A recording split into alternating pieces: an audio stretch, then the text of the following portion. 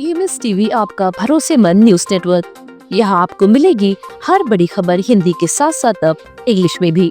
National, international और मध्य प्रदेश की हर बड़ी खबर लाइक करें, सब्सक्राइब करें और ज्यादा से ज्यादा शेयर करें और बने रहें हर बड़ी खबर के साथ। EMS TV, English first and fast. नमस्कार, आप देख रहे हैं EMS टीवी और मैं हूं आपके साथ कंचन। आई नजर डालते हैं बालाघाट की कुछ खास खबरों पर और सबसे पहले बात करते हैं आज की न्यूज हेडलाइंस की। लांजी के भाजपा विधायक को हाईकोर्ट से राहत, पूर्व विधायक किशोर समरीते की याचिका खारिज। जल जंगल जमीन बचाने को लेकर ग्रामीणों का विरोध, उकवा में 4 घंटे से अधिक समय तक चला प्रदर्शन। और काली पट्टी बांधकर विरोध प्रदर्शन किया, कर्मचारियों ने सरकार के खिलाफ नाराजगी जताते हुए दी चेतावनी। आइए अब बढ़ते हैं खबरों की ओर। लांजी विधानसभा सीट से भाजपा विधायक राजकुमार कर्राहे को हाईकोर्ट से बड़ी राहत मिली है। पूर्व विधायक किशोर समरीते द्वारा दायर निर्वाचन याचिका को कोर्ट ने खारिज कर दिया। समरीते ने 2023 के विधानसभा चुनाव में कर्राहे के निर्वाचन को चुनौती देते हुए आरोप लगाए थे और चुनाव रद्द करने की मांग की थी। मामले की सुनवाई जस्टिस DD बंसल की सिंगल बेंच से हुई। विधायक पक्ष ने दलील दी है कि याचिकाकर्ता किशोर समरीते को एक आपराधिक मामले में 5 साल की सजा हो चुकी है, जो अभी निलंबित है, समाप्त नहीं हुई। कोर्ट ने इस आपत्ति को स्वीकार करते हुए याचिका निरस्त कर दी। इससे राजकुमार कर्राहे की जीत बरकरार रही। जिला निर्वाचन अधिकारी ने इनके फार्मों को रिजेक्ट कर दिया था।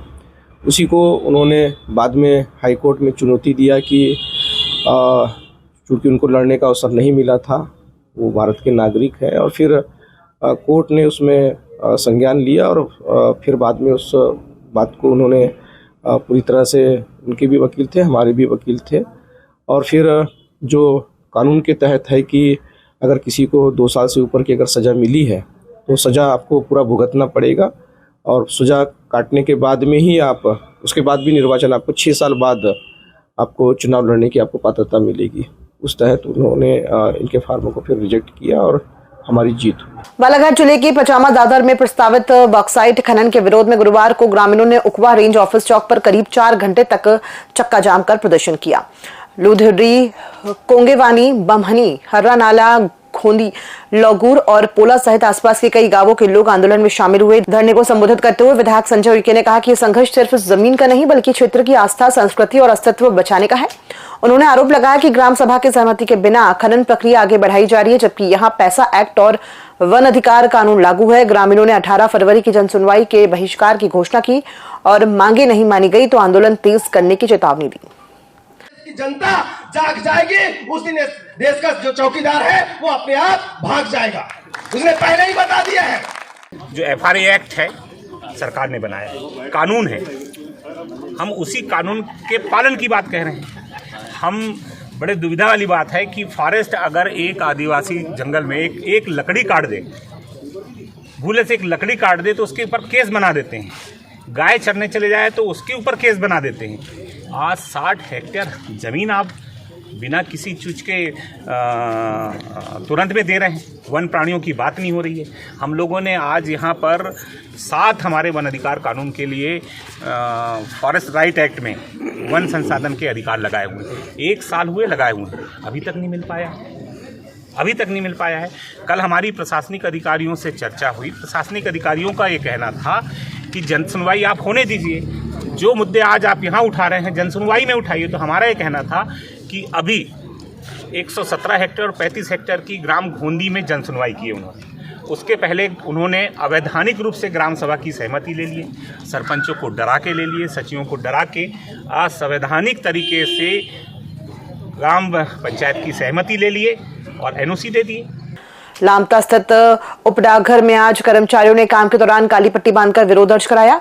कर्मचारियों का कहना है कि लंबे समय से उनकी समस्याओं की अनदेखी की जा रही है। वेतन विसंगतियां, स्टाफ की कमी और कार्य का बढ़ता दबाव प्रमुख मुद्दों में शामिल है। प्रदर्शन कर रहे कर्मचारियों ने कहा कि विरोध किसी व्यक्ति विशेष के खिलाफ नहीं बल्कि सरकार को जगाने के लिए किया गया है। उनका आरोप है कि बार बार ज्ञापन देने के बावजूद अब तक कोई ठोस कार्रवाई नहीं हुई है।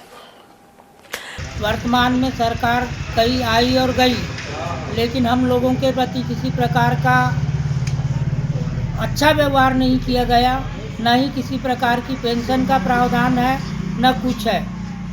कोरोना काल में हम लोगों ने अपना जान जोखिम में डाल के शासकीय कार्य किया, लेकिन सरकार ने हमारा 18 महीने का DA एरियर आज तक के नहीं दिया।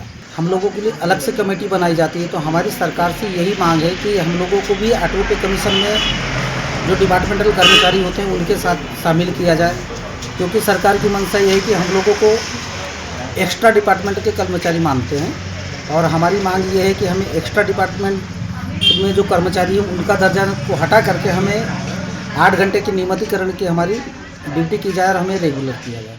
कटंगी थाना पुलिस ने मादक पदार्थ एंड ड्रग के साथ एक युवक को गिरफ्तार किया है। उसके 2 साथी मौके से फरार हो गए, जिनकी तलाश की जा रही है। पुलिस ने इस मामले में एनडीपीएस एक्ट के तहत अपराध दर्ज कर गिरफ्तार युवक से पूछताछ कर रही है। पुलिस ने बताया कि 11 फरवरी की रात्रि शहर में गश्त की जा रही थी। रात्रि करीब 2:30 बजे ग्राम सेलवा तिराहे पर एक कार संदिग्ध अवस्था में सुनसान स्थान पर खड़ी दिखाई दी। पुलिस ने घेराबंदी कर मौके से एक युवक को गिरफ्तार किया, जबकि 2 युवक फरार हो गए।